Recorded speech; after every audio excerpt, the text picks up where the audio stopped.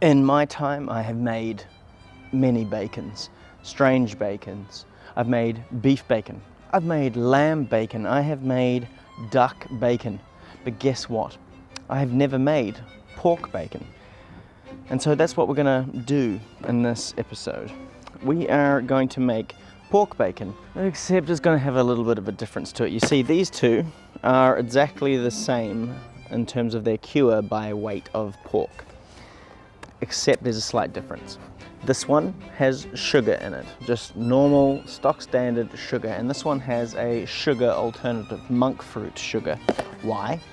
Well, I find that at the supermarket, the bacon that comes from there has got a sugar content that sort of causes it to sort of leach out onto the frying pan. You end up with this horrible sticky mess by the end of it, which actually makes the whole bacon eating experience just that little bit worse. And bacon doesn't need that. So what's going to happen with these is I'm trying to hopefully prove that with a sugar alternative we do away with the stickiness but keep that sort of same flavor profile. And to do that, I used a cure calculator to calculate the exact levels of salt and pink salt. I'll link the one that I used in the description below.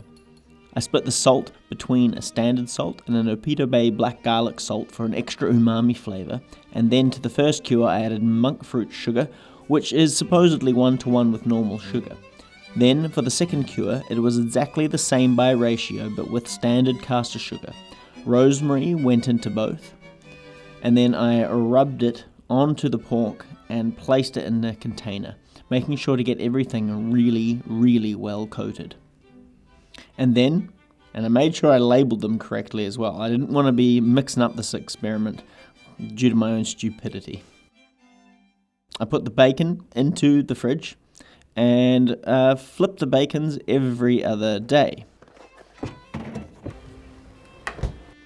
Now week 1, the meat loses a lot of juice and it actually gets quite stiff. But then week 2 comes around and the juice seems to have gone, or it's gone back into the meat.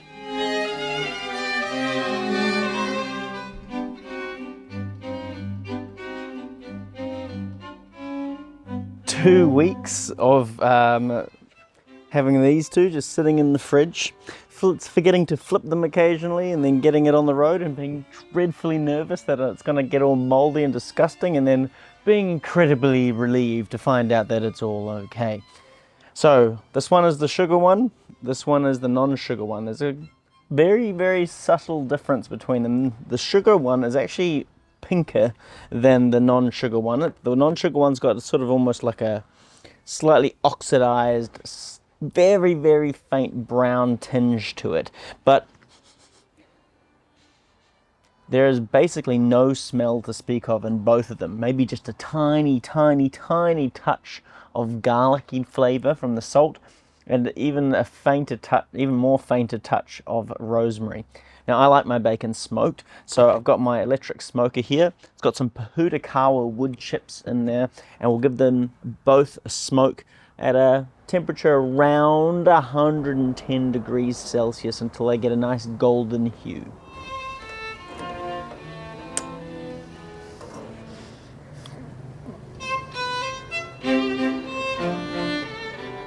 So these are looking suitably smoke kissed. I don't want to go too much further than that. So we're going to take them out, let them cool down, and then we're going to slice them up. Those look fantastic.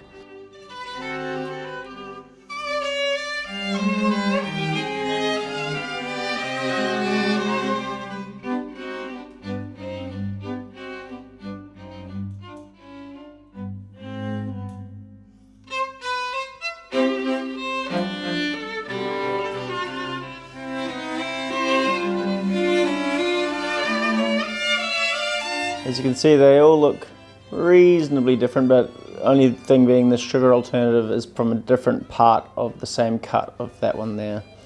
Also, these two have been smoked. This one's just been cured in Manuka honey. So shouldn't have too much variation on those results.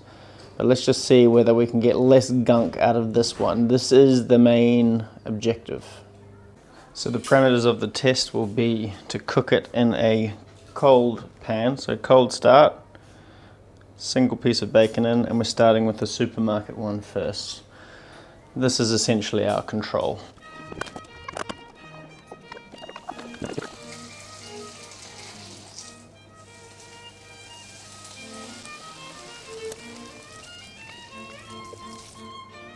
I don't know how I feel about this.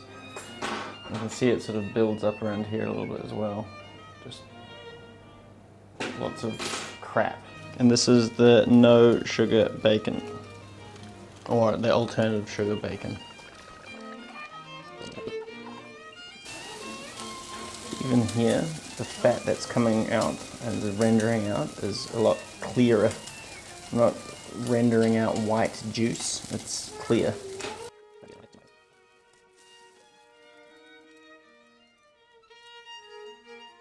That looks good. So as you can see, the result on this one is a lot less burning, which I think means less sugar, because it's more inclined to just sort of brown as opposed to burn. So I don't end up with that horrible sort of acrid taste.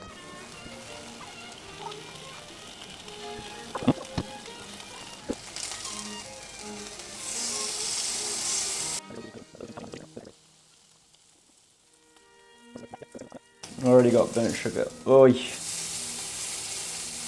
Remember, this is the same temperature pan and everything. That's performed basically the same as supermarket bacon. Got the black burn here.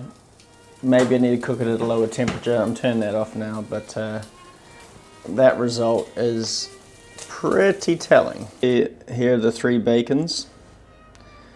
It's got that gunk that's sort of caramelized onto the bacon. That one there is the sugar bacon. This is the sugar alternative, very clean. And the supermarket bacon, similar to the other one. I actually took this one off a bit quicker, but you can see here the gunk build up from there. So let's try our 3 bacons. It's been quite an interesting experiment, and I think the results in terms of just the color alone speak for themselves. I think the sugar alternative one is actually a lot more resistant to burning, like having sugar burn, than the supermarket one, or the one with sugar added, like actual sugar added to it. So we'll try the supermarket one first as a control.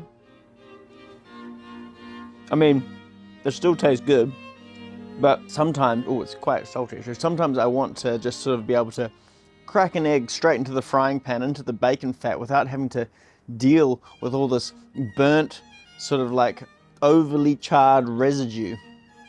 It's not a pleasant experience. If I can crack an egg into some nice clean bacon fat, that's a good experience.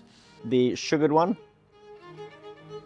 it tastes nicer than the supermarket one, but I expected that. The salt is quite a bit more mellow, but the sort of burnt caramelized sugar flavor is still there.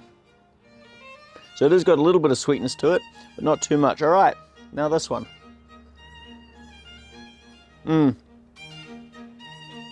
That's a lot more porky. It's still in the same ballpark in terms of flavor. I mean, these two are flavored with the same thing, but the sweetness is still there, but it's a lot more mellow. It doesn't feel as caramelized, which is quite nice.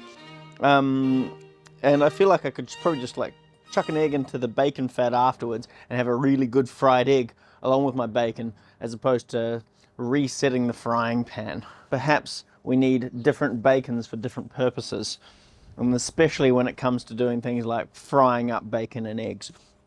But I think maybe we should put it to the test and just see how delicious this sugar alternative can get, and make a bit of a delicious breakfast out of it.